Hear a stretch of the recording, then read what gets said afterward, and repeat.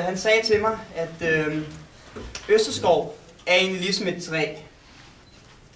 Og østerskov er et meget stort træ forresten, for det er vokset så stort og stærkt. Der er rigtig mange elever, der går ud herfra indtil videre. Og altså, første årgang, der kom der nogle frø. Anden årgang kom der nogle frø. Fra tredje årgang kom der nogle frø. Og de frø, som der kom fra tredje årgang, de er nu begyndt at spire. Begyndt at blive til små træer, der vokser og bliver større. Og det siger egentlig bare lidt om os, altså fra hvordan vi startede i det her år, hvordan det er, at vi kommer til at slutte nu, hvordan det er, at man altså virkelig bare har ændret det meste af sin personlighed til noget nyt.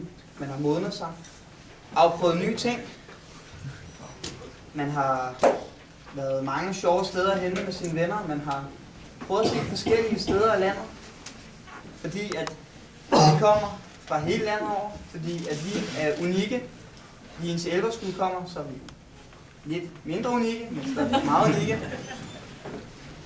Så hvordan det hele bare sådan er, så vil jeg også gerne give en tak til lærerne, fordi de, uanset næsten hvad det er, om det har været fordi man har haft brug for alkemisten, der lige kunne lave piller, Jakob Holm, eller om det har været fordi, at man har haft nedtur på, og livet har ikke givet, som man selv ville, så har der været en lærer der, hvis der ikke har været en stor gruppe af venner. Fordi har man været ked af det, har man ikke kunnet undgå de der 30 mennesker, der har sagt, er det okay? Bare kom og snak med mig. Det er sgu egentlig ikke lige, fordi man mangler nogen at snakke med. Og så en anden ting med Østerskov, det der med, det er lige en personlig tak til en af mine rigtig gode venner, det der med, at selvom jeg står herude, og han står herude, jeg er lidt fascistisk, han er lidt kommunistisk, så har vi været nogle af de bedste venner. Uanset hvor meget vi kan komme op og diskutere om politiske holdninger, så vi altid kunne sidde os ned bagefter med en øl i Tivoli Friheden og kigge på piger. En anden tak vil jeg gerne give til Dark Militia.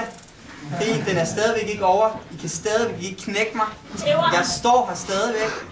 Jeg glæder mig til de sidste 5 dage her, hvor det er, jeg kommer til at dø.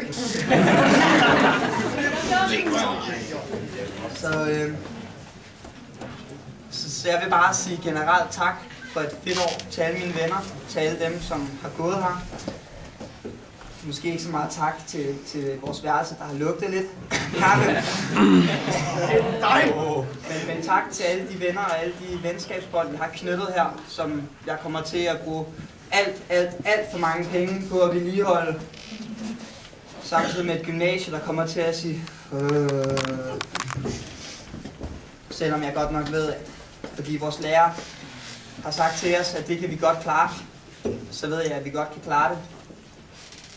Så tak til alle sammen for et super fedt år, og jeg er stadigvæk her, og I kommer ikke til at slippe for mig, og jeg vil stadigvæk have magten.